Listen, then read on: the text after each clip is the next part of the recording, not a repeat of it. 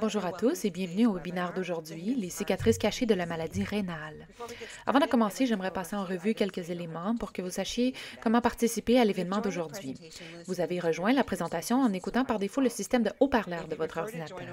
Si vous préférez rejoindre par téléphone, sélectionnez la flèche à côté de l'icône de désactivation du son en bas de l'écran, désélectionnez le son de l'ordinateur et sélectionnez l'appel téléphonique et suivez les instructions. Vous aurez la possibilité de soumettre des questions textuelles au présentateur d'aujourd'hui en les tapant dans la fenêtre des questions du panneau de configuration. Vous pouvez les envoyer à tout moment pendant la présentation. Nous les rassemblerons et les aborderons lors de la session de questions-réponses à la fin de la présentation. Le webinaire d'aujourd'hui est enregistré et vous recevrez un courriel d'ici 24 à 48 heures avec un lien pour voir l'enregistrement. Et maintenant, j'aimerais vous présenter Lydia Lauder de la Fondation du Rhin. Merci beaucoup, Tracy. Et bienvenue au webinaire d'aujourd'hui sur les cicatrices cachées de la maladie rénale avec Ida Espro et le docteur Gavrel Hertz. J'aimerais tout d'abord remercier nos commanditaires pour les subventions éducatives illimitées qui ont rendu ce webinaire possible. Otsuka, Sanofi Genzyme, AstraZeneca et Horizon. Un diagnostic de maladie rénale chronique ou d'insuffisance rénale ou de maladie rénale terminale surprend et bouleverse la plupart des personnes touchées à cause de l'absence de symptômes jusqu'à un stade assez avancé de la maladie. Le choc initial est souvent suivi d'un sentiment de deuil envers sa bonne santé antérieure, d'une impression de perte de contrôle et d'isolement de la famille et des proches qui ne peuvent comprendre l'ampleur de ce qu'on ressent. La dépression et l'anxiété sont très fréquentes chez les personnes atteintes d'une MRC. Certaines études disent qu'il s'agit d'environ 50% des personnes qui souffrent d'insuffisance rénale. Avec ce webinaire, nous voulons rappeler aux gens qu'ils ne sont pas les seuls à ressentir ce qu'ils ressentent et à être bouleversés par un tel diagnostic et que les ressources existent pour les aider à s'adapter. La Fondation canadienne du Rhin est ravie de présenter nos conférenciers pour le webinaire d'aujourd'hui, Dr Gavril Hertz et Ida Aspro. Le Dr Hertz est néphrologue à l'hôpital Humber River et professeur agrégé de médecine à l'Université de Toronto. Il a terminé sa formation en psychanalyse à l'Institut psychanalytique de Toronto et est membre de la Société canadienne de psychanalyse. Son principal domaine d'intérêt est l'impact psychosocial de la maladie physique sur les patients, les familles et les cliniciens. Ida Aspro est née avec la maladie polykystique des reins et en janvier 2012, elle a été diagnostiquée d'une insuffisance rénale terminale. Elle a été sous dialyse chez elle et dans un centre de dialyse pendant près de 6 ans et demi. Au printemps de 2018, alors qu'elle était sous les soins de ses médecins, on lui a appris qu'il pourrait y avoir une bonne compatibilité entre elle et le rein d'un donneur vivant anonyme. Après une batterie de tests, le 13 juin 2018, elle a reçu le rein de ce donneur. Et maintenant, elle mène de nouveau une vie à peu près normale.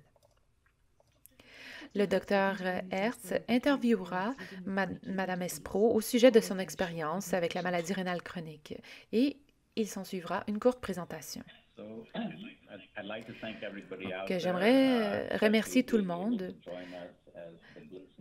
pour avoir pu se joindre à nous alors que le blizzard de neige a commencé à Toronto. J'aimerais remercier aussi Mme Aspro d'avoir accepté de se joindre à moi dans cette conversation.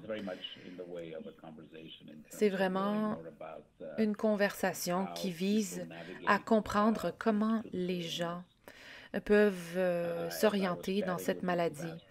Et comme je discutais avec Mme Aspro auparavant, c'est une expérience nouvelle pour nous deux. Aucun d'entre nous n'a déjà participé à un webinaire. Et donc, c'est en soi déjà une expérience nouvelle. Et je suppose que nous, ainsi que le public, allons voir comment le tout se déroule. Encore une fois, si vous avez des questions, sentez-vous libre de les poser aux organisateurs et j'aimerais encore une fois les remercier d'avoir facilité cette aventure technologique. Donc, peut-être pourrait-on commencer par revenir à l'époque euh, des premières années de l'expérience de Madame Aspro avec la maladie.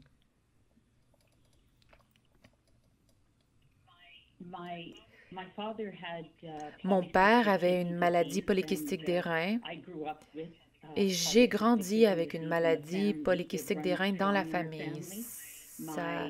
C'était très fort dans ma famille. Mon oncle l'a eu, ma sœur l'a, et elle a eu une greffe de foie et du rein. Mon père a été dialysé pendant environ 7 ans. Et c'était, je m'en rappelle, à l'hôpital Toronto Western. Il était très stoïque et on n'en parlait pas beaucoup. Il était assez silencieux à ce sujet et le soutien familial était très minime. Dans notre famille immédiate, nous avons vécu notre vie quotidienne habituelle et mon père allait en dialyse tout seul. C'était très difficile. On développe la peur et je pense que j'avais à l'époque 5 ans, je ne comprenais pas vraiment ce qui se passait. Mais ça, c'est devenu une partie de nos vies. Et mon père a eu une greffe 7 ans après le début de la dialyse. Il a rejeté le premier rein qu'il a reçu, mais peu de temps après, il a reçu sa deuxième greffe. Oui, et vous soulevez un point très important. Lorsqu'on pense à cette maladie, nous pensons à une adulte qui, tout d'un coup, par exemple, a une crise cardiaque ou a besoin de se faire remplacer une hanche. Mais en tant qu'enfant, vous avez été exposé à une expérience très unique. Comment est-ce que c'était d'en faire l'expérience comme enfant? Eh bien, c'était effectivement assez effrayant parce qu'on n'avait pas beaucoup de soutien et on ne comprenait pas nécessairement la maladie. Personne ne connaissait la maladie polykystique des reins. On savait que c'était sérieux, mais il n'y avait vraiment personne qui pouvait nous aider tout au long du voyage. Oui, c'est peut-être un aspect unique de la polykystose rénale, parce que comme vous le dites, ça dépend vraiment des familles. Je ne sais pas ce que les gens dans votre famille connaissaient à propos de la maladie. Est-ce que vous en parliez? Très peu, effectivement. Mon oncle a eu 2 greffes et ma sœur aussi, mais on n'en a pas vraiment trop parlé. Et qu'en est-il de votre père? Est-ce que vous avez partagé son expérience? Eh bien, je le voyais. Je voyais qu'il ne se plaignait pas beaucoup. Il partageait avec moi ses expériences de la dialyse, à quoi ressemblait la greffe, mais comme je l'ai dit, c'était vraiment un minimum. Est-ce que vous croyez que le fait de l'avoir minimisé, c'était à cause d'un élément de honte à être malade, qu'on voulait garder ça secret? Oui, je pense que les deux, effectivement. C'est bien dommage. Eh bien, c'est dur, parce que je me rappelle qu'à ce moment-là, ça aurait été bien d'avoir du soutien, de la compréhension, et je crois que ça aurait fait une différence. Et donc, quand votre père était à l'hôpital, est-ce que votre mère vous en parlait? Elle n'en parlait pas vraiment. Elle le visitait. Ma mère travaillait très dur pour garder la famille ensemble. Elle visitait mon père, et nous visitions mon père, mais on n'en parlait pas beaucoup.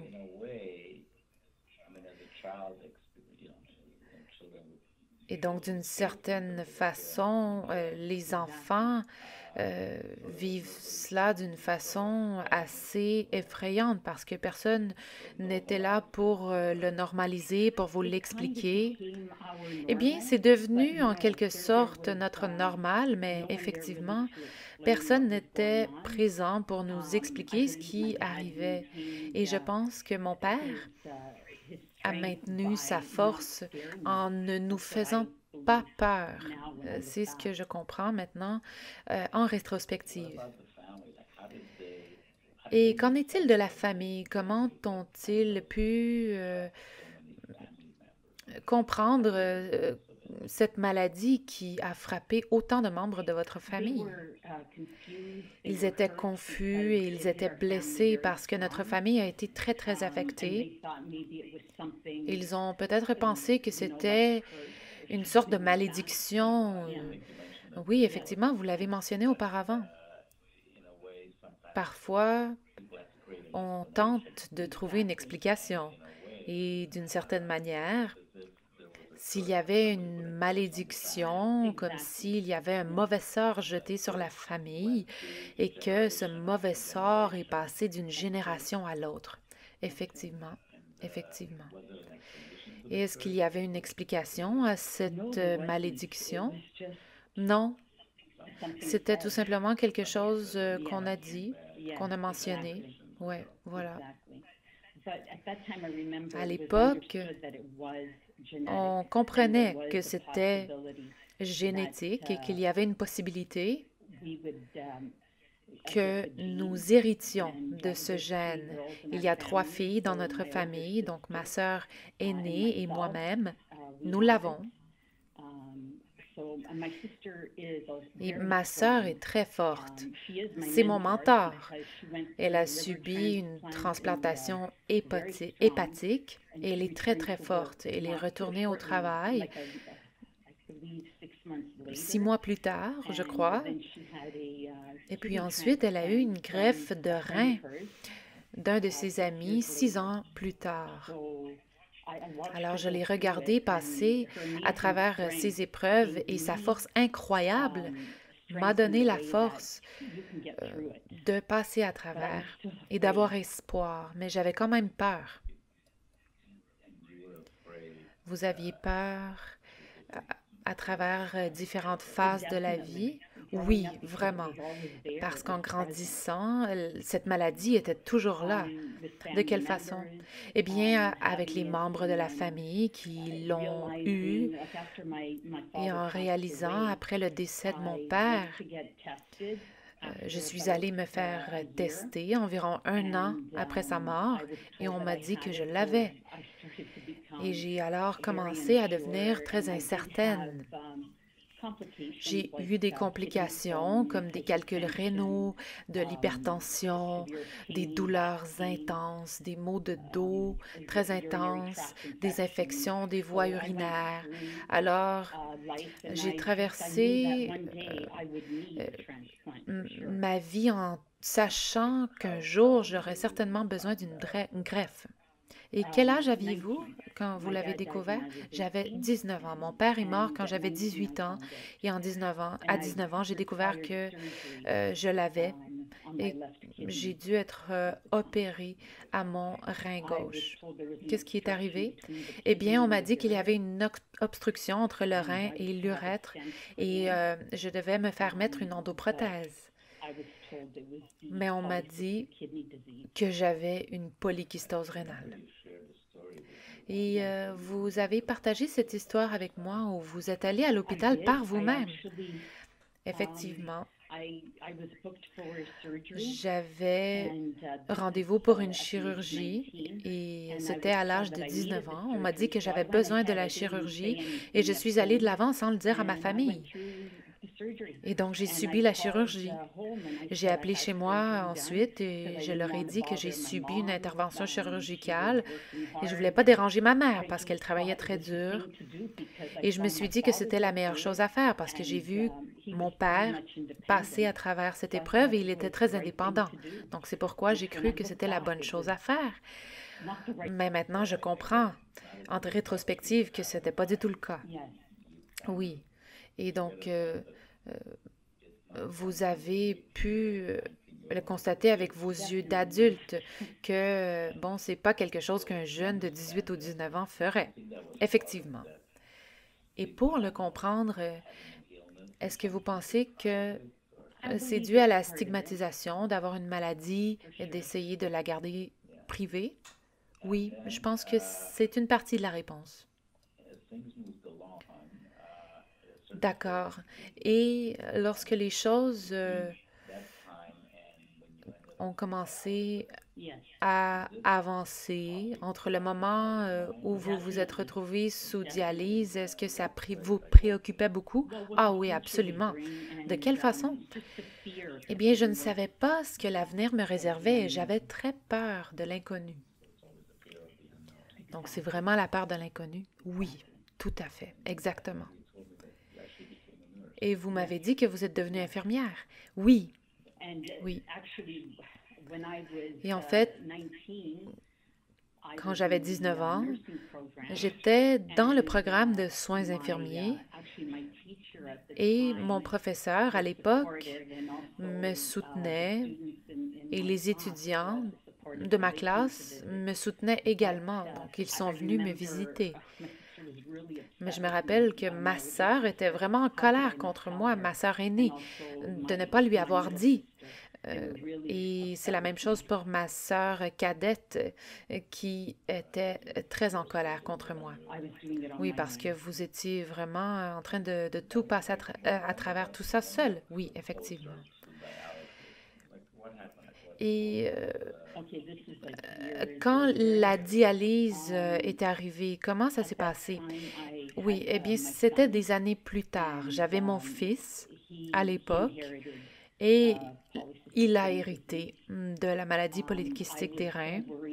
J'étais tellement inquiète pour lui à cause de ses autres problèmes médicaux que j'ai moi-même ignoré mes propres problèmes et c'est vraiment quand j'ai eu besoin de dialyse et que ma créatinine était extrêmement haute que je me suis sentie vraiment mal. D'accord, donc vous évitiez d'y penser. Oui, effectivement. Et vous soulevez un point important. Ce qui me frappe, c'est que d'une part, si on regarde du côté logique, eh bien, on se dit, ah, elle est infirmière, elle doit se sentir bien. Mais en fait, j'imagine que cela n'a pas d'importance. Si vous êtes un médecin ou une infirmière respectée, on a tous, chacune et chacun, notre façon de réagir à la maladie et d'y faire face. Donc, ce n'est pas logique. Non, ce n'est pas logique. Mais je savais que j'étais très malade. Je le savais. Et je savais que c'était très sérieux. Et que l'insuffisance rénale, c'est très sérieux. Et tous les symptômes, j'étais très inquiète pour mon mari, j'étais inquiète pour mon fils. Et bon, à l'époque, il avait des convulsions, il n'était pas stable et j'étais très, très inquiète. C'était assez inutile parce que j'aurais pu y aller plus tôt et je le vois maintenant.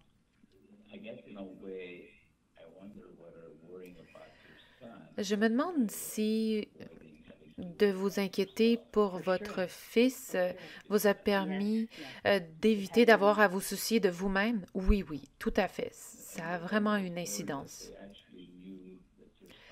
Et vous m'avez raconté aussi que votre fils, vous saviez que votre fils avait la maladie même avant sa naissance?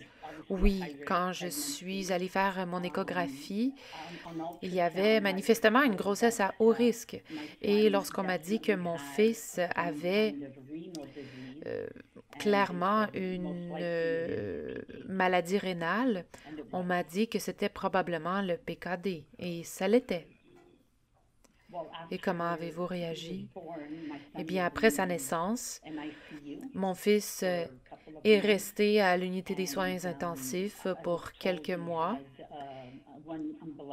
et on m'a dit qu'il y avait une artère ombilicale et une veine dans lesquelles ils avaient du mal à insérer des tubes. Donc, ils ont fait une échographie et le néphrologue pédiatre à l'hôpital pour enfants ont confirmé qu'il s'agissait d'une polykystose euh, euh, des reins. D'accord, mais ça doit être très difficile comme départ pour une famille. Effectivement, tout à fait, tout à fait. Oui, donc sans parler de tous les défis associés à la naissance d'un enfant, toutes les épreuves qui sont associées. En plus, vous avez cet autre aspect à gérer. Oui. Et il y a eu une époque où il était sous respirateur. Et lorsqu'il a été renvoyé à la maison, il a découvert qu'il était sourd. Mais aujourd'hui, il va très bien. Il est incroyable. Il est intelligent.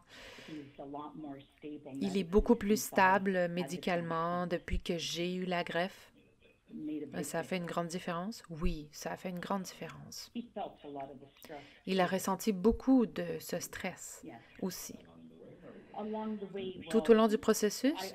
Oui, je dirais que quand je devais subir la greffe et même avant, pendant la dialyse, quand je faisais la dialyse à domicile, il avait vraiment peur, même si je lui ai tout expliqué et que nous lui avons fourni du soutien, il avait très peur. Pourquoi, pensez-vous? Il avait peur de la machine, il avait peur de ma maladie, que j'étais malade tout le temps, je n'avais pas d'énergie et je ne pouvais pas faire grand-chose, même si j'essayais très fort. C'était très difficile. Oui, j'imagine qu'on pourrait expliquer au public que c'est ce qui se passe quand vous commencez la dialyse. Le plan était de faire une hémodialyse à domicile. Et peut-être pourriez-vous nous parler de cette transition? Oui, j'ai trouvé ça très difficile. Je voulais le faire, mais c'était très difficile de le faire à la maison. Mon mari travaillait et comme j'ai dit, mon fils n'était pas stable médicalement. Et donc, ça a rendu les choses très difficiles. Ma mère était atteinte de la maladie d'Alzheimer et elle devait être admise dans une maison de retraite très rapidement parce que je ne pouvais plus m'occuper d'elle. Donc, c'était difficile. Et ensuite, après 3 ans, je crois, je vous en ai parlé et j'ai dit qu'il serait probablement judicieux d'aller au centre et que j'y fasse la dialyse. Oui, il est peut-être pertinent à ce moment-là de remarquer à quel point bon, le programme rénal, malgré le fait que vous soyez jeune, que vous soyez infirmière, eh bien, même si cette hémodialyse à domicile était faite pour vous, c'était très difficile. Oui, c'était très difficile et je pense que c'est vraiment important d'avoir du soutien. Non seulement un soutien physique, mais aussi un soutien émotionnel. Et moi, j'ai cru que c'était mieux à la fois pour mon mari et mon fils que je fasse une dialyse au centre. Et donc, vous m'avez dit que quand quelque chose comme ça arrive et que vous devez faire face à tous ces obstacles, la difficulté, ce n'est pas seulement pour vous en tant qu'individu, mais pour toute la famille.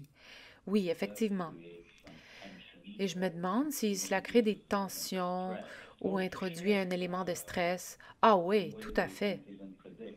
Oui, d'une façon qui est difficile à prévoir. Oui, tout à fait. Et on avait parlé effectivement de parler du traitement à domicile et que c'était difficile pour vous de le suivre à domicile finalement. Oui, effectivement. Et dans les premières années, les convulsions de mon fils se produisaient la nuit et nous devions donc aller à l'hôpital en ambulance. Je devais me déconnecter de la machine, l'arrêter et m'occuper de mon fils. Et c'était difficile. C'était ça interrompait le traitement et donc j'ai décidé de le faire pendant la journée. Oui, ça a mieux fonctionné pour votre mari aussi? Oui. Pourquoi?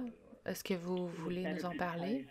Eh bien, c'était mieux parce que mon mari était au travail, mon fils était à l'école et je pouvais gérer ma dialyse pendant la journée. C'était beaucoup plus facile pour toute la famille. Je pouvais préparer le souper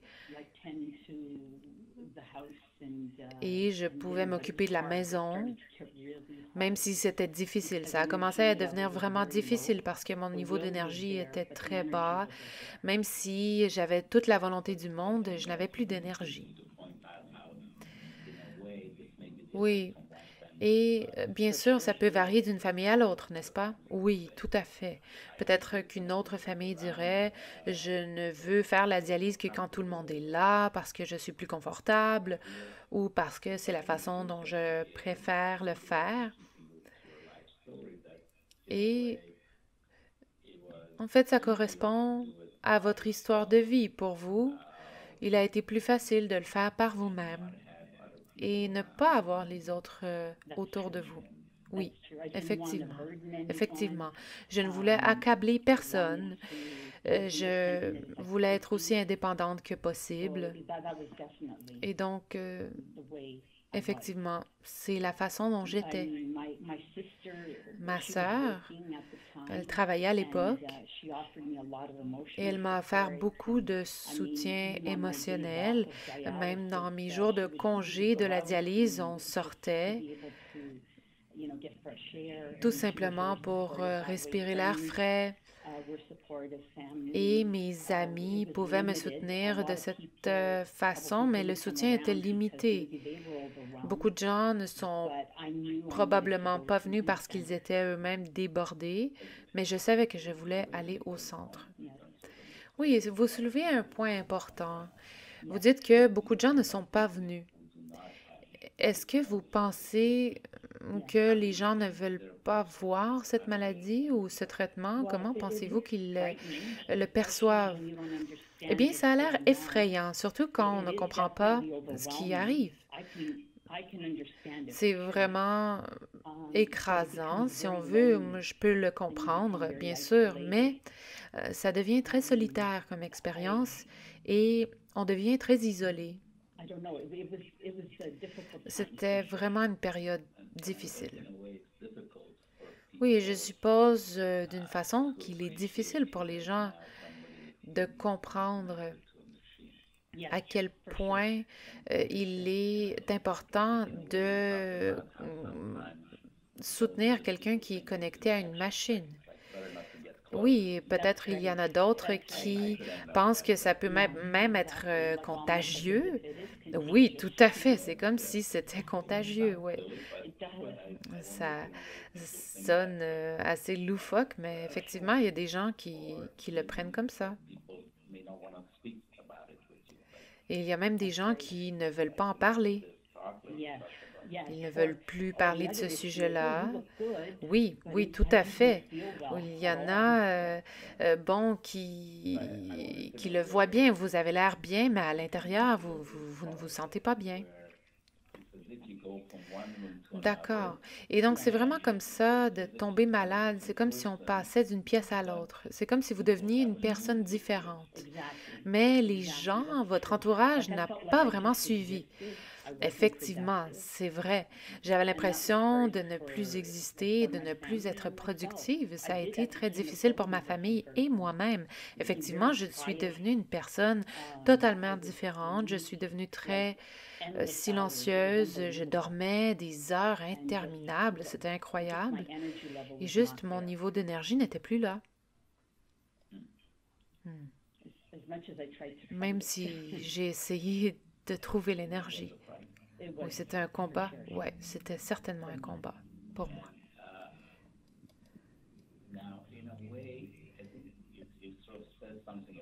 D'accord. Et maintenant, vous avez dit quelque chose sur lorsque vous étiez dialysé à domicile. C'est comme si vous étiez seul. Et on n'entend pas beaucoup parler de cela. Les hôpitaux promeuvent beaucoup le traitement à domicile et bien sûr, c'est un très bon traitement, mais je me demande si, d'une certaine façon, on ignore certains des inconvénients de la dialyse à domicile. Oui, effectivement, car ce n'est pas tout le monde qui a le soutien. Oui, la dialyse à domicile, c'est un bon traitement, mais ce n'est pas faisable pour tout le monde. Vous êtes responsable de l'entretien de la machine, du nettoyage de la machine et de la commande de pièces. Et bon, vous devez vous occuper de tout en plus de tout ce que vous avez déjà à faire. Oui, et donc à un moment donné, vous avez décidé de déménager au centre pour les traitements. Oui, effectivement, après environ 3 ans. Parlez-moi de la transition, comment ça s'est passé? Eh bien, comme j'ai dit, il y avait beaucoup de problèmes de santé à la maison, mais je me rappelle que lorsque j'ai commencé les traitements au centre, je me suis sentie un peu plus libre. J'étais avec d'autres patients qui étaient dans la même situation et c'était agréable de leur parler, juste pour briser la solitude.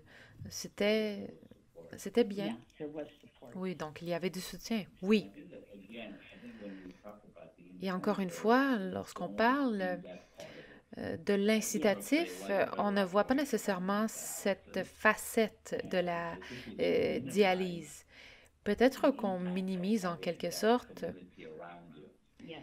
la valeur d'avoir une communauté qui nous entoure. Oui, effectivement, c'est très important. Et je sais que ça dépend des personnes. Il y a des gens qui peuvent adorer la dialyse à domicile, j'en connais. Et l'équipe que j'avais était vraiment super. Ils étaient très encourageants. Ils m'ont offert du soutien, mais j'ai su que dans ma situation, je devais absolument aller en centre. Et je me rappelle que nous avons beaucoup parlé avant et après la dialyse et je me suis sentie beaucoup plus à l'aise au centre à la fin, car j'ai reçu beaucoup de soutien. Par exemple, l'équipe de néphrologues, l'équipe des infirmiers, le personnel de soutien et vous-même, docteur, j'ai pu vous parler régulièrement de ce que je ressentais. C'était très important. Et donc, vous dites qu'à un certain point, vous avez commencé à vous sentir isolé? Oui, oui. Et j'imagine que ça peut s'accumuler. Oui. Et vous traînez en fin de compte un poids très grave, très inquiétant. Et qu'est-ce qui s'est passé en termes de greffe?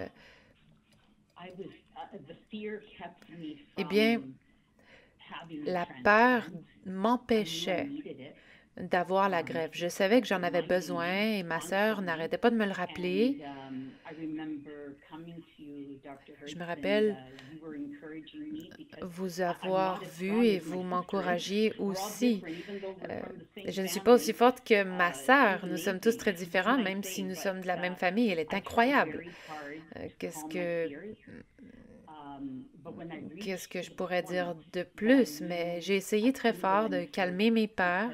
J'ai su qu'il y a eu un point où je ne pouvais plus continuer parce que je sentais que j'étais en train de mourir.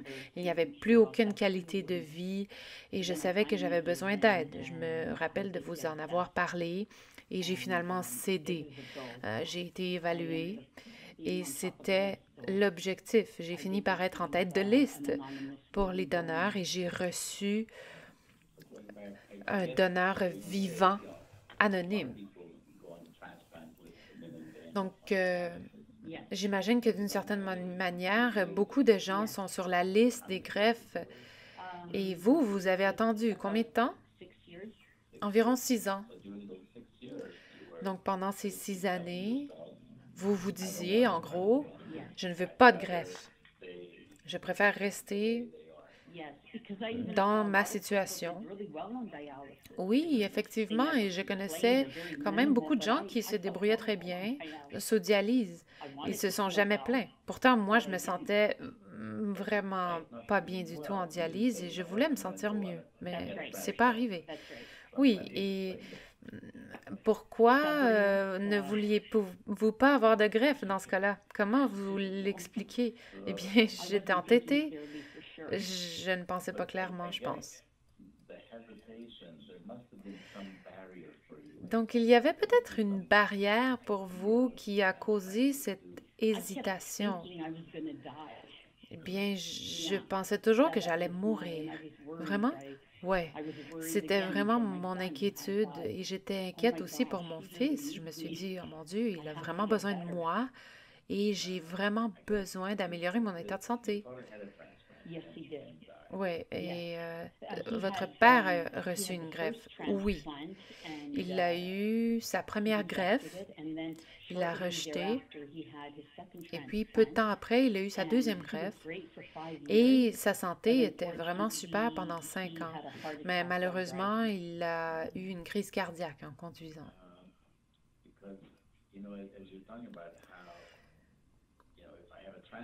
Et bon, vous dites, vous vous êtes dit, ah, si j'ai une greffe, je pourrais mourir. Oui, c'était toujours dans mon esprit. D'accord, et je me demande si c'est relié avec votre expérience dans votre enfance. Est-ce que vous pensez que ça avait un lien? Oui, je pense tout à fait. Oui, parce que quelqu'un d'autre pourrait dire, bon, j'attends avec impatience une greffe parce que ça pourrait être une nouvelle vie, mais pas vous. Oui, effectivement, ma sœur n'arrêtait pas de me dire que, bon, ta vie va changer après la greffe, elle avait raison. Mais c'est juste, j'étais dépassée par la peur. Ouais, c'est un commentaire vraiment unique,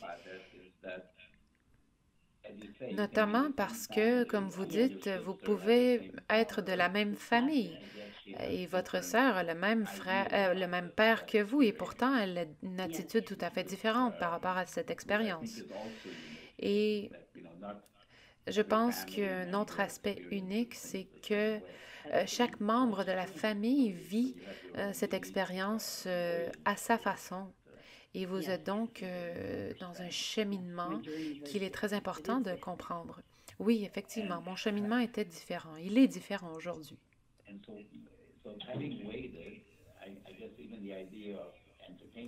D'accord. Et donc, même l'idée de recevoir une greffe, il y avait une barrière pour vous. Comment a-t-il été, pourquoi a-t-il été difficile de l'accepter? Oui, c'était difficile et je me rappelle quand je suis allée faire mon évaluation, on m'a dit, pourquoi tu as attendu aussi longtemps? Tu as besoin d'une greffe? Oui, donc lorsque vous avez terminé tous vos tests, vous étiez déjà en tête de liste. Oui, effectivement. Donc, qu'est-ce qui est arrivé? Eh bien, j'ai reçu un appel alors que j'étais sous dialyse, c'était un vendredi, et on m'a dit que j'avais rendez-vous pour une chirurgie. J'ai demandé pourquoi, et on m'a dit, eh bien, vous allez subir une greffe de rein. Et j'étais choquée. Je ne pensais pas que c'était la réalité, et c'était la secrétaire. Elle m'a dit que j'avais rendez-vous la semaine suivante et que j'avais besoin d'être évaluée, mais qu'il y avait un donneur pour moi. Mais elle ne m'avait pas dit que c'était un donneur vivant ou, bon, elle ne m'a pas vraiment donné de détails. Et je me rappelle, euh, je me suis dit, mon Dieu, ça doit être une blague. Je ne l'ai même pas dit à personne dans mon département. Mais quand je suis rentrée chez moi, je vous ai envoyé un texto, je me rappelle, docteur Hertz, et je vous ai dit, je vais avoir une greffe d'un donneur éventuel. Je ne sais pas, est-ce que ça a du sens? Et vous m'avez dit, vous êtes sur la liste vous êtes sur la liste et j'ai dit oui. Et puis, vous m'avez recommandé d'appeler l'unité une fois qu'elle allait ouvrir le lundi. C'est ce que j'ai fait.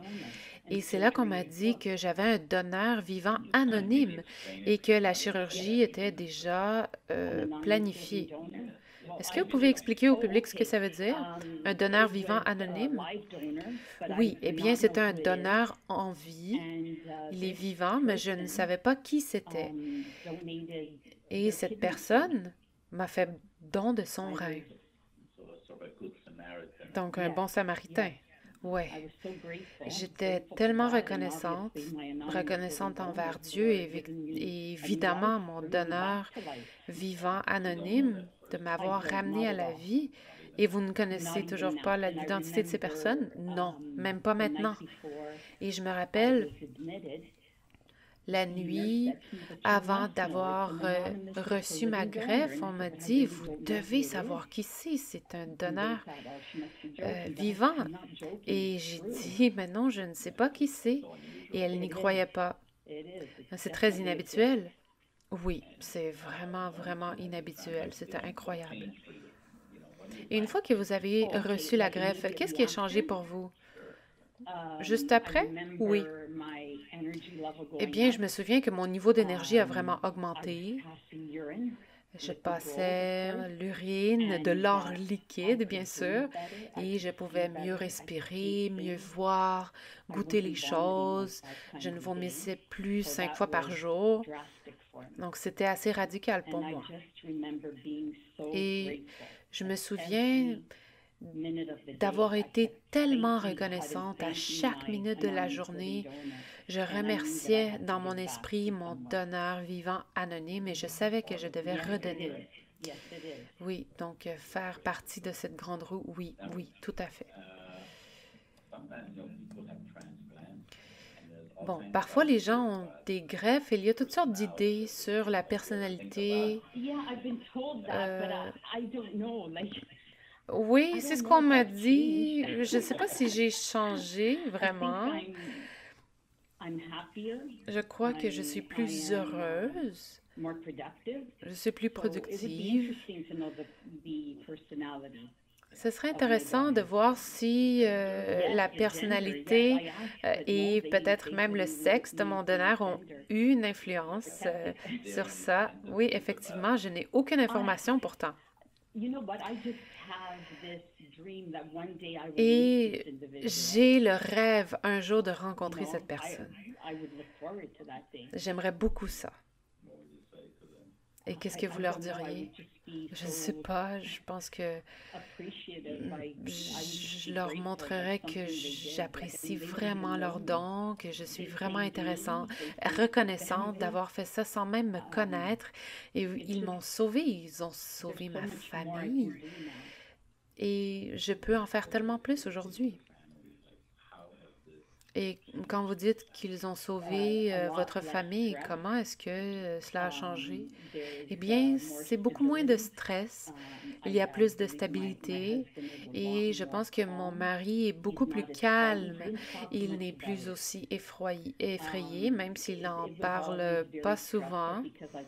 Ça a toujours été très, très stressant pour lui, ma maladie, et je sais que c'était un poids pour lui. Ça, je le sais. Et je sais que mon fils le ressentait beaucoup parce que je sais qu'à l'époque, il avait très peur que je meure. Et il est extrêmement reconnaissant au donneur. Il est reconnaissant que je sois vivante, que je sois capable de partager sa vie au quotidien. Et ça a vraiment fait une différence, même dans la confiance en soi. Je suis en mesure d'aller à des rendez-vous avec lui et ça fait une grande différence. Et je pense qu'en général, la vie a changé pour le mieux. Et donc, il est très conscient. Oui. Et il est suivi au Toronto General. Ils l'ont aussi mis sur un générique pour la polykystose et on le surveille de près. Et je me demande de la façon dont vous avez vécu très tôt la maladie de votre père. Est-ce que vous pensez que votre fils se demande aussi à quoi ressemblera sa vie? Est-ce qu'elle ressemblera à la vie de sa mère? Et de vous voir en si bonne santé, ça le fait peut-être sentir beaucoup mieux. Oui, oui, tout à fait, tout à fait.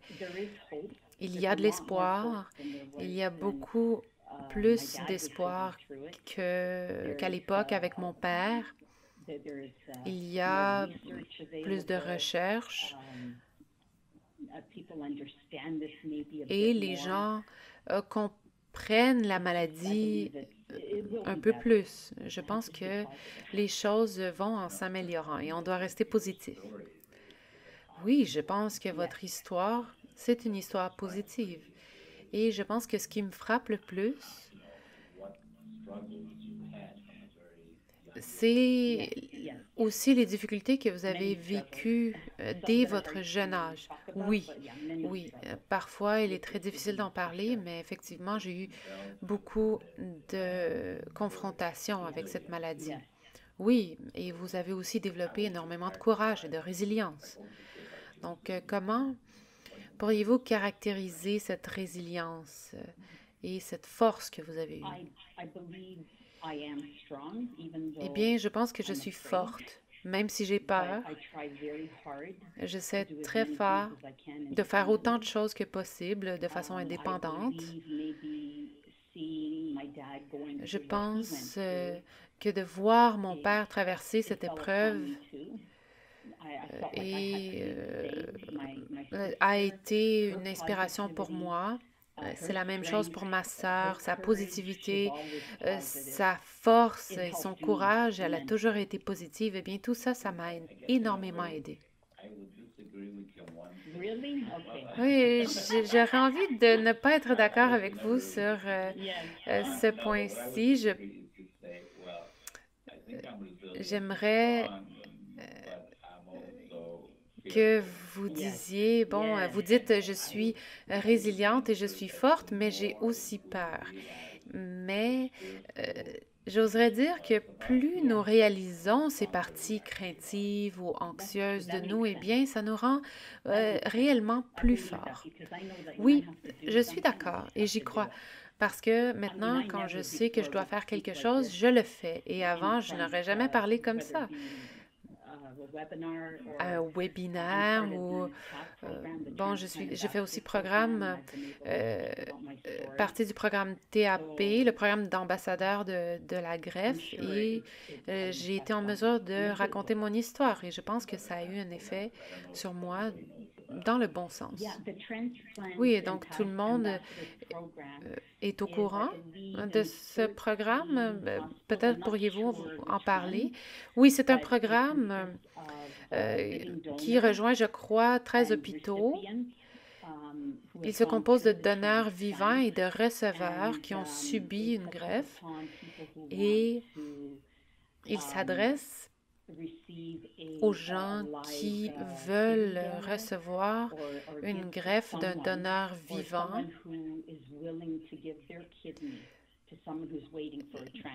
de la part, par exemple, de quelqu'un qui est en mesure de leur donner un rein, que ce soit un membre de la famille ou des amis. Et j'ai aussi rencontré quelqu'un qui ne connaissait pas la personne à qui ils allaient donner leur rein. Et c'est un peu comme mon donneur anonyme, et j'ai trouvé ça extraordinaire. D'accord. Et vous avez aussi beaucoup d'expérience en matière de soutien qui peut être octroyé aux patients. Oui. Eh bien, lorsque vous êtes sous dialyse, des problèmes peuvent survenir, c'est normal, mais les patients dans la zone de dialyse deviennent un peu comme votre famille. Vous leur parlez de ce qui se passe, ils commencent à en apprendre plus sur votre famille, sur votre vie, sur vos peurs, sur vos préférences. Et c'est donc un bon moyen de communiquer. C'est vraiment un soutien qui est très important. Et aussi la compréhension, la compassion.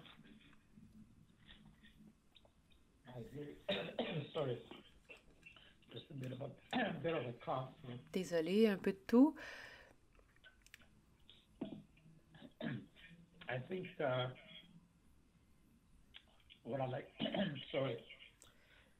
Désolé. Je pense que ce que j'aimerais faire à ce moment-ci, c'est peut-être passer à notre présentation. Et ensuite, nous pourrions revenir à notre conversation et répondre aux questions du public. Alors, Commençons. And I'll start with this. So I think very much what Mrs. Astro was sort of talking to was Je pense beaucoup en how when we référence à ce become que ill, disait Madame and we Aspro, can see it quand in nous this devenons whole picture malades. that you can take a vase or a C'est comme bowl, si nous étions un and in the vase ou un process of bol becoming ill, et le the bowl processus breaks into pieces. de la maladie, c'est vraiment un And so on the left processus où le side, bol when we se casse enter en plusieurs from morceaux. being well to having to start Et donc, on dialysis, it's passe a major d'un transition. état de And santé transition satisfaisant in à healthcare, un whether moment où on you doit go on subir la dialysis dialyse. Et c'est or une you transition. go for a Et dans le transplant, milieu all these médical, les changes transitions, comme make passer us à la feel dialyse extremely ou avoir une vulnerable. greffe, c'est And quelque chose so qui you nous can rend see on the left, extrêmement when we become vulnérables. vulnerable, Donc, we have a lot of lorsqu'on devient anxiety, vulnérable, despair, on we peut distrust subir de people, we don't l'anxiété, necessarily trust that people du are really désespoir, well-meaning or they on have commence à our perdre la confiance envers wellness les in terms cliniciens of what they're trying to qui promote.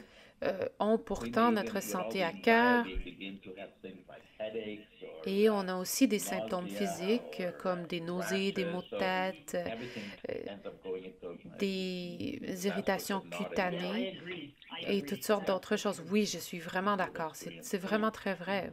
Vous en avez fait l'expérience? Oui, oui. and it becomes like everything becomes like a different world. Et donc, c'est comme un autre monde. And I think that used a lot of denial, like we Et basically je say, pense qu'il y a well, aussi beaucoup de something's not déni. going on, you know. I guess you sort of commented, it's like, I'm not Et ill, my son is ill, on tente de nier le and I fait que don't nous have sommes time malades. for On se dialysis dit, because I have comme to vous take avez him dit, to je the ne suis pas doctor malade, for mon his fils est other malade, issues. et So, on va you know, même voir le and docteur to the pour point where d'autres somebody would choses. say, well, that doesn't make sense, but in a Et à un way, certain in point, our on se fait coping dire mechanism, que it does make a lot of cela n'a sense. pas de sens, mais c'est vraiment un And then some mécanisme people may even have de things like défense. panic attacks, where all of a sudden they Et can't dans ce breathe or cadre, they feel a lot les of choses chest pain, and it's ont almost du like the world sens. is totally out of control. Il y a des patients qui And sentent qu'ils then perdent with complètement health, le contrôle de leur as vie, people ils ont des become douleurs thoraciques, feeling more etc. secure or because of Et à their mesure que les gens resiliency, commencent à se sentir plus they en begin to confiance function dans la better, transition, but ils commencent they à will never go fonctionner back to the way they mieux, were before they mais became ill. ils ne pourront jamais revenir à Unfortunately. l'état So it's not like initial, a cold where, malheureusement. you have a cold Donc, and c'est you pas feel vraiment comfortable, comme un you rhume feel sorry for où yourself vous and vous then when the cold's sentez, over, you can bon, sort très of say, malade okay, you pendant un know what, certain I'm temps, back mais to quote ensuite, unquote normal. vous revenez à I la think in a way, normale. once you know, you've been on dialysis Une fois or que you vous receive a traversez transplant, cette there's still expérience de la scars dialyse ou and d'une greffe, vulnerabilities il that come and go. subsiste des But at vulnérabilités that et des point, then pensées we are qui able vont et to qui then at viennent. least have a story.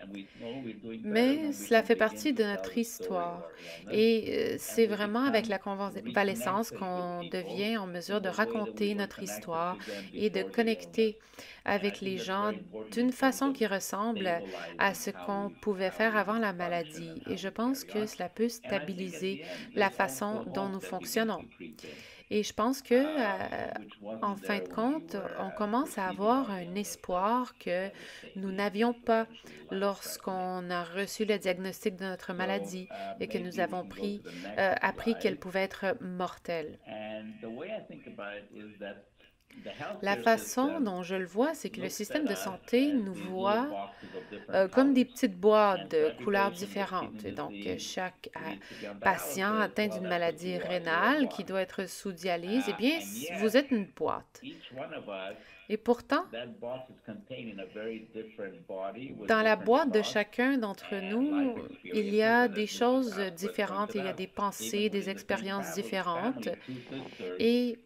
similar comme vous experiences, l'avez similar dit, même parents, si will vous cope and étiez deal membres d'une même with their famille, illness votre very père, vos differently. sœurs ont So the vécu shape of la chose de façon très that différente. illness takes Et in that donc, individual la and forme within the que family cette unit maladie and how prend the dans different family chacun members relate to that des individual individus with the et illness dans and the illness chacune des itself cellules is familiales uniquely different.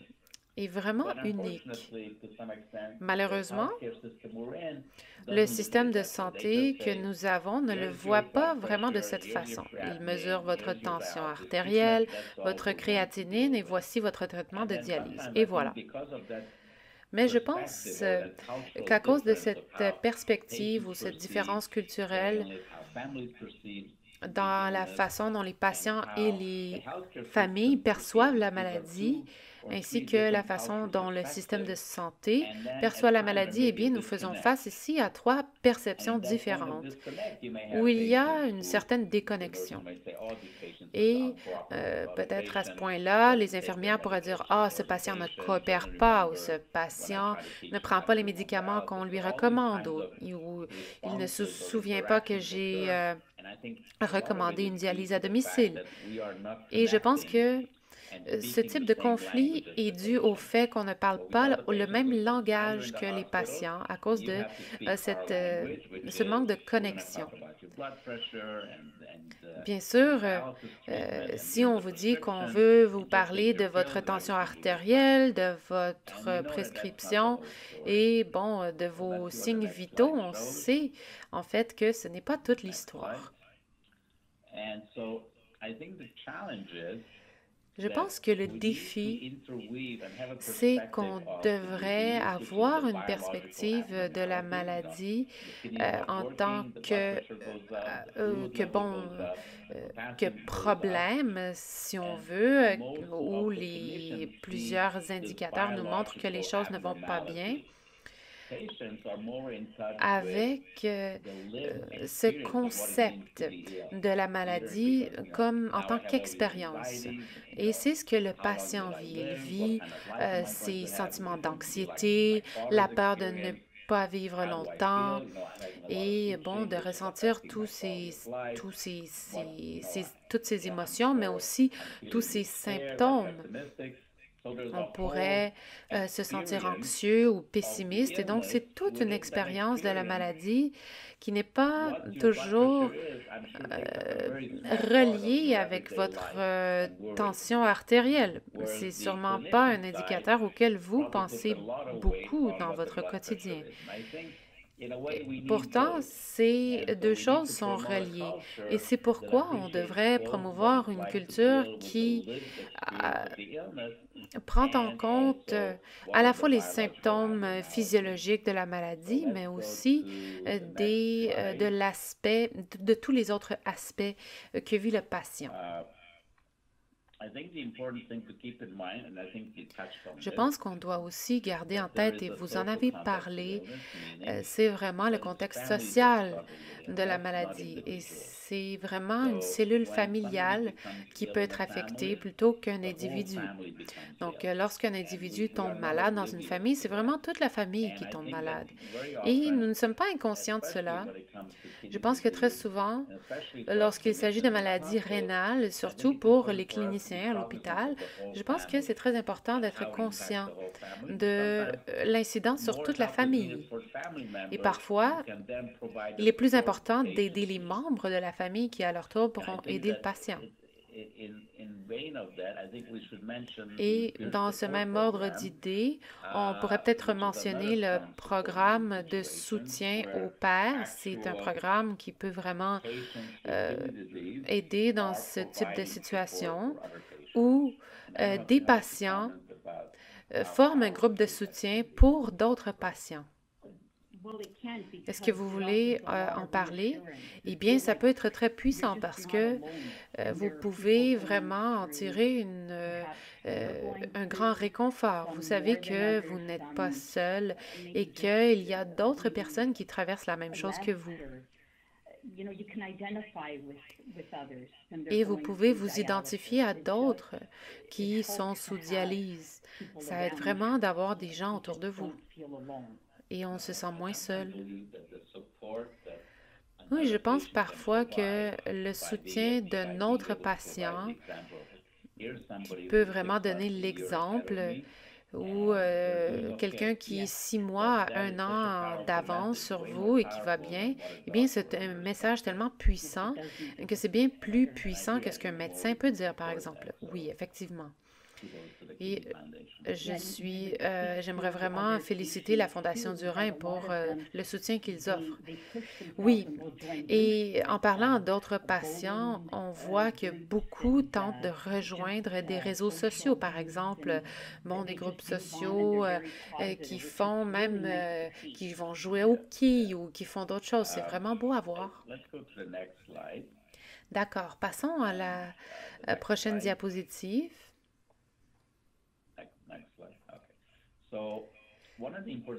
Donc, je voulais souligner quelque chose, c'est vraiment l'aspect traumatisant de la dialyse. Et on voit que quand les gens commencent la dialyse pour la première fois, quand on regarde les scores de dépression, beaucoup de ces patients obtiennent un score très élevé pour la dépression. Donc, plus vous vous rapprochez de la dialyse, plus vous tombez dans la dépression. Et vous voyez que vous pouvez passer, disons, de 54 à 44. Eh bien, ça peut augmenter votre taux de mortalité de 20 et votre hospitalisation de 10 Donc, l'importance du message, c'est vraiment de dire que la dépression et l'anxiété sont des co-symptômes très fréquents de la dialyse parce que, en raison des réseaux sociaux, les gens peuvent avoir une grande résilience, mais c'est très important de la maintenir parce qu'il y a une transition qui est vraiment très importante.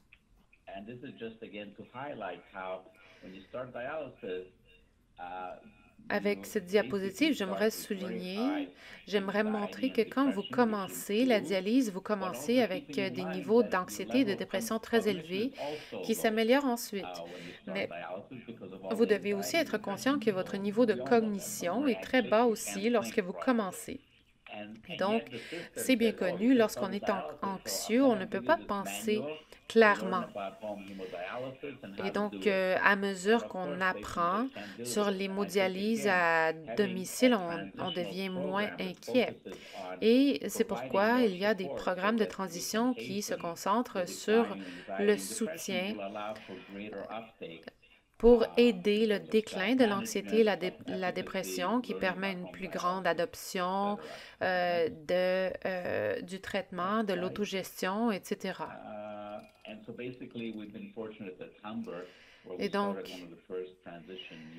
nous avons été l'un des pionniers des unités de transition qui est devenu un exemple pour beaucoup d'unités en Amérique du Nord. Nous avons un ratio infirmière-patient plus élevé, donc une infirmière pour 2 patients au lieu d'une infirmière pour 3.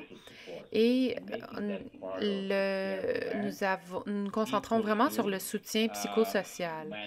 Et nous voulons faire de cette partie du plan de soins une partie aussi importante que la gestion de la pression artérielle, par exemple, ou du calcium.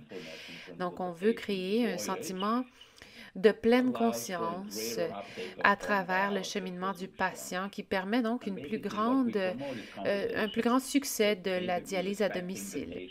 Donc, nous voulons promouvoir une conversation autour du respect du patient et c'est une conversation comme celle que nous avons aujourd'hui. Au lieu de simplement dire au patient, voici votre résultat de test de laboratoire et voici votre prescription. Et il y a aussi toute une culture de respect des antécédents des patients et ce dont ils sont capables. Bon, et je suppose que tout cela va aussi dans le sens de la culture des soins centrés sur le patient. C'est très important pour nous tous. Donc, fondamentalement, l'idée, c'est de comprendre que la maladie n'est pas une anomalie physique, mais elle crée aussi une sorte de fragmentation à la fois en nous-mêmes, dans notre état émotionnel, mais aussi dans nos relations. Et le but, c'est vraiment de comprendre comment on peut aider les gens à mieux vivre avec la maladie et à promouvoir l'autogestion. Et je pense qu'en partie, Cela passe par la prise en charge des guérisseurs, parce que souvent, et c'est très commun, c'est qu'ils sont épuisés. Je pense que de les prendre en charge pourrait aussi avoir une incidence sur les patients. Donc, je pense que c'était la fin de mon discours et on pourrait peut-être passer aux questions. Merci, Dr. Hertz et Mme Aspro, pour cette merveilleuse discussion. Nous avons quelques questions et encore une fois, je rappelle que vous pouvez taper vos questions dans la zone de questions. Dr. Hertz, donc, première question, où puis-je obtenir de l'aide pour ma santé mentale si je fais face à une polykystose, si mon programme rénal n'a pas de ressources pour moi? Eh bien, nous en avons parlé. Où est-ce qu'on peut aller chercher de l'aide? Eh bien, la Fondation du Rhin, le programme ambassadeur de la greffe. Si vous êtes sous dialyse dans un centre, vous pouvez parler à votre équipe de néphrologie. Ils pourront vous diriger vers des ressources ou si vous le faites à la maison, parlez-en à votre néphrologue. Oui, ce sont des très bonnes sources. Et vous avez raison.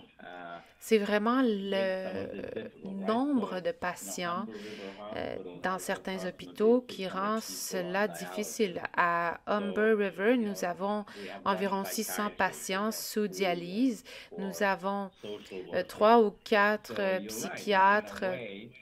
Nous avons un psychiatre, nous avons 3 ou 4 travailleurs sociaux, mais vous avez raison, ça peut être très accablant. Et les infirmières sont celles qui sont probablement les plus proches des patients parce qu'elles sont là physiquement et, on l'espère, émotionnellement. Et je dirais que, en règle générale, les infirmières sont de très bonnes défenseresses des patients. Et on n'aurait peut-être pas nécessairement pensé à cela, et j'y pensais alors que nous en parlions. J'aimerais que cela fasse partie du processus de soins pré-dialyse.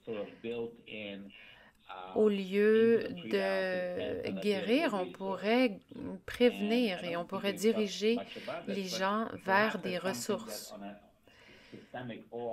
C'est peut-être quelque chose qu'on pourrait faire au niveau systémique. Donc, chaque programme pourrait essayer de voir s'il y a des ressources disponibles dans le cas où un patient vient nous voir demain et demander un soutien émotionnel.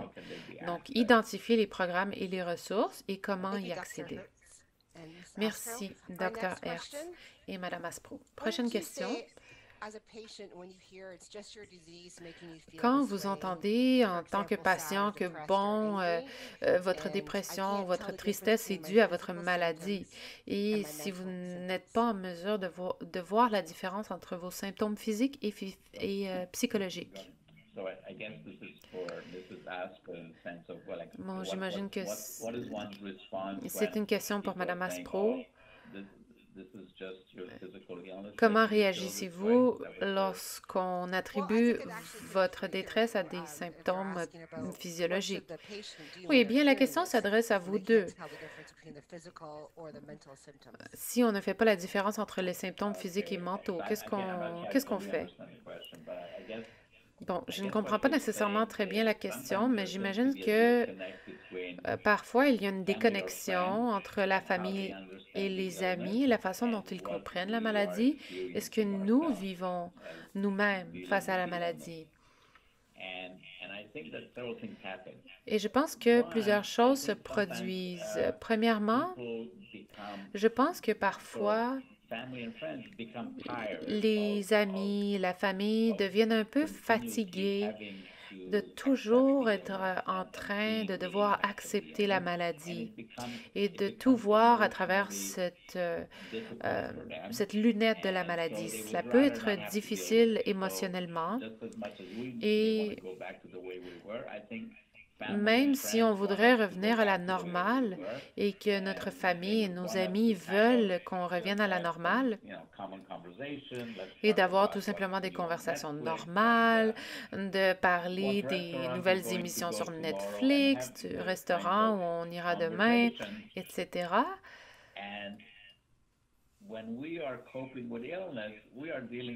Mais quand on vit avec la maladie, eh bien, on fait face à des enjeux vraiment lourds et il y a une certaine déconnexion. Notre famille et nos amis veulent qu'on soit d'une certaine façon, qu'on parle de sujets légers comme où est-ce qu'on va aller chercher notre pizza, etc.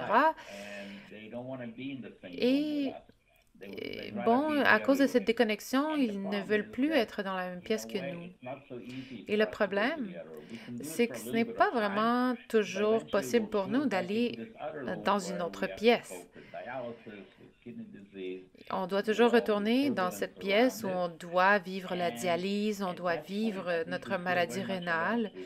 Et je pense que nous nous sentons alors très seuls, très déconnectés, et on se sent très incompris.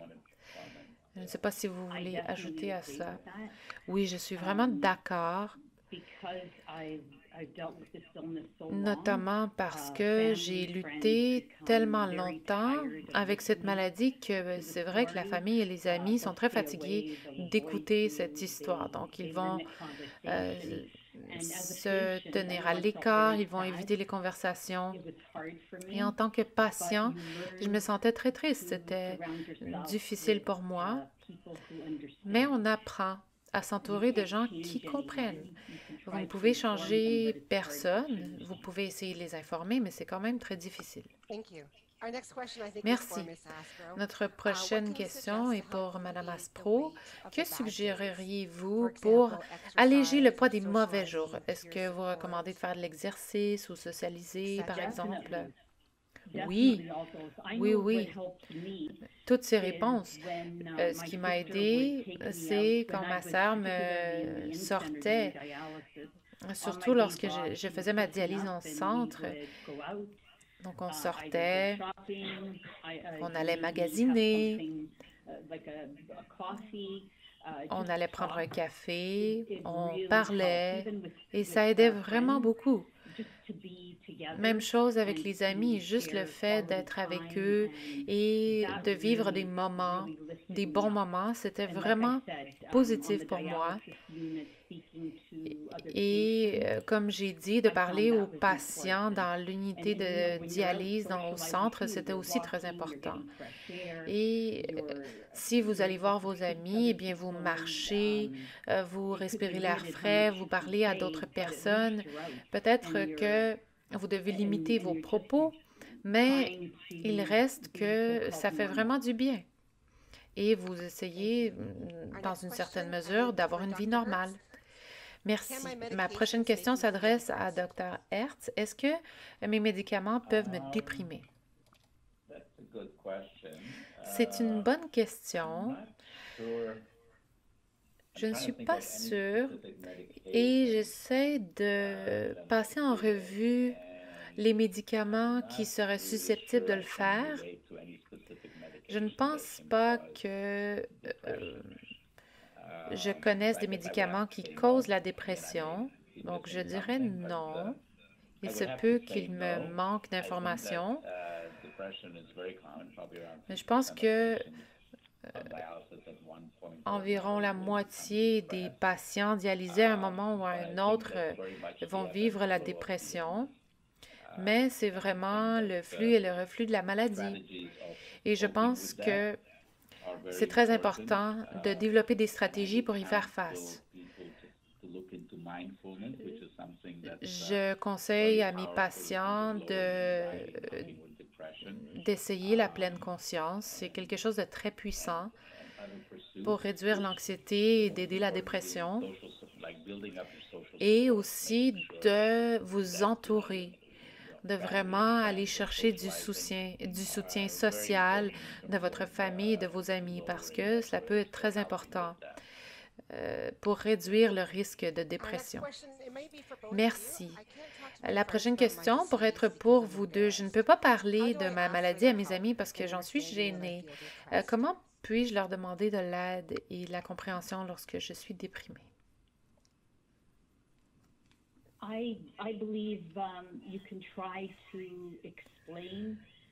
Je pense que vous pouvez essayer de leur expliquer la maladie.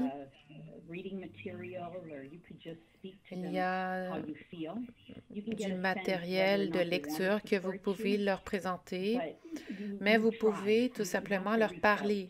Vous devez au moins l'essayer. Je pense que c'est très important. Oui, et bon, chaque personne a une façon différente de voir la maladie. Et il y en a qui ressentent de la honte ou de la gêne. Il y a de la gêne ou parfois même de l'anxiété par rapport à la réaction des autres. Est-ce que nos amis vont le rester? Est-ce qu'ils vont nous traiter différemment? Et on ne veut pas vraiment que nos amis changent leur attitude envers nous. Et donc, on ne veut pas qu'ils commencent à s'apitoyer sur notre sort, etc. Donc, on essaie de se montrer sous un bon jour et on essaie de gérer nous-mêmes notre image. Mais si vous mettez vraiment un visage qui n'est pas votre vrai visage avec les gens qui sont le plus proches de vous, eh bien, vous devrez vous passer malheureusement de leur soutien potentiel. Et vous serez probablement en mesure de trouver des gens qui seront très compréhensifs. Il y a des amis probablement qui pourront faire face aux changements que nous traversons et je pense qu'on devrait donner le bénéfice du doute à nos amis. Merci. La prochaine question, c'est pour Mme Aspro. À quel âge avez-vous reçu votre rein? 64 ans. Merci.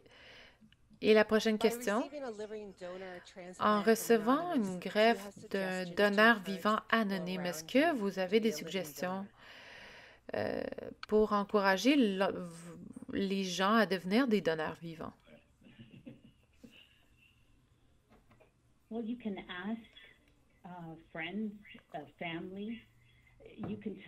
Eh bien, vous pouvez demander à des amis, de la famille, vous pouvez leur raconter ce que vous vivez et j'entends beaucoup de témoignages où les familles veulent aider, les amis veulent aider. Dans le cas de ma sœur, par exemple, c'est un collègue qui lui a donné un rein et c'est la façon dont ça fonctionne. Les gens qui étaient au courant de ma maladie. Bon, je n'ai pas vraiment reçu de soutien de ce côté, honnêtement. Merci. La prochaine question. Pouvez-vous décrire comment les anti-rejets influencent votre santé mentale? Oui, donc, Mme Aspro, quel est l'effet des médicaments anti-rejet sur la santé mentale? Oui. Oui.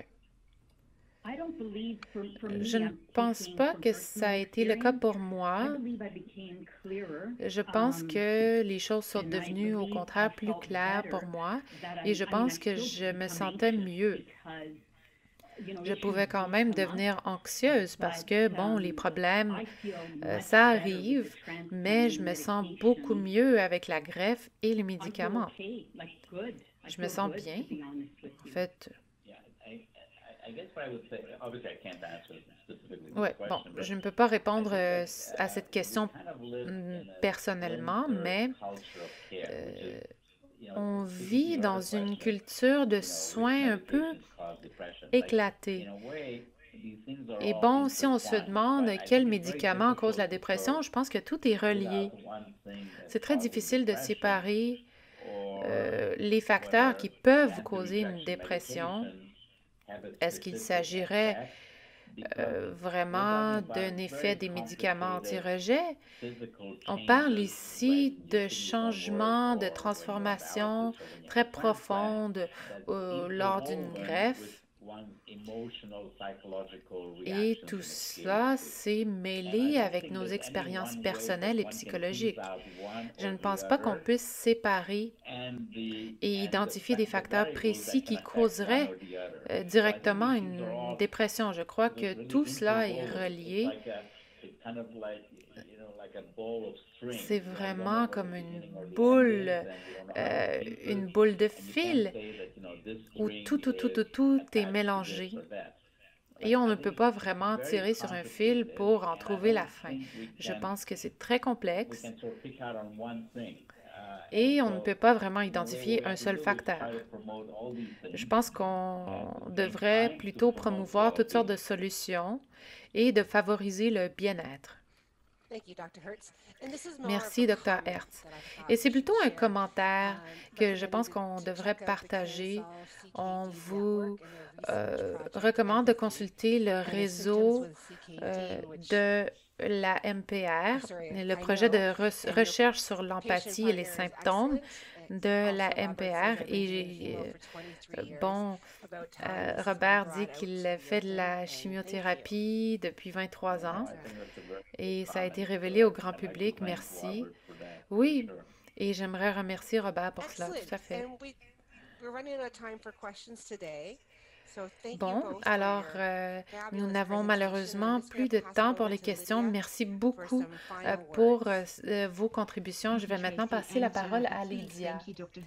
Merci, Tracy, et merci beaucoup à Dr. Hertz et Mme Aspro pour votre discussion extrêmement chaleureuse. Je pense que ça a été très bien reçu et j'aimerais vous remercier d'avoir partagé vos expériences. J'aimerais aussi dire quelques mots à propos de la Fondation canadienne du rein et ce qu'on fait pour soutenir les familles et les patients.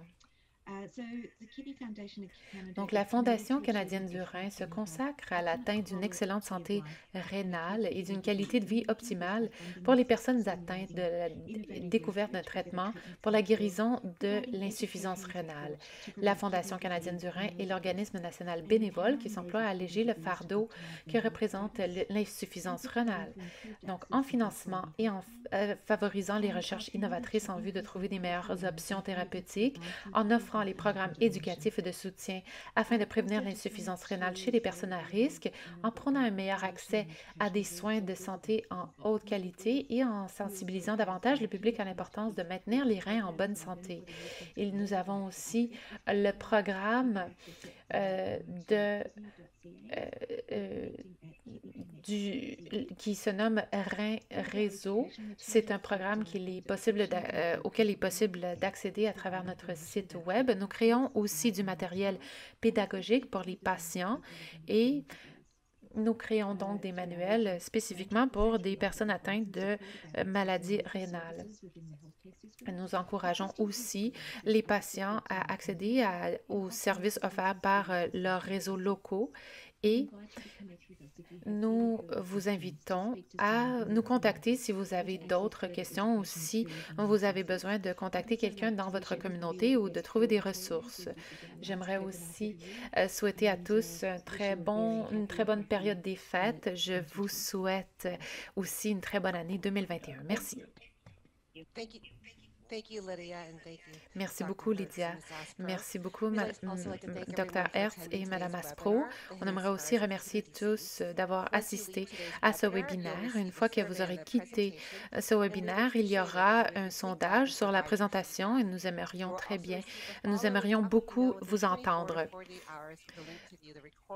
Vous recevrez aussi un lien vers l'enregistrement de ce webinaire d'ici 24 à 48 heures et de la part de la Fondation canadienne du rein. Merci d'avoir été des nôtres.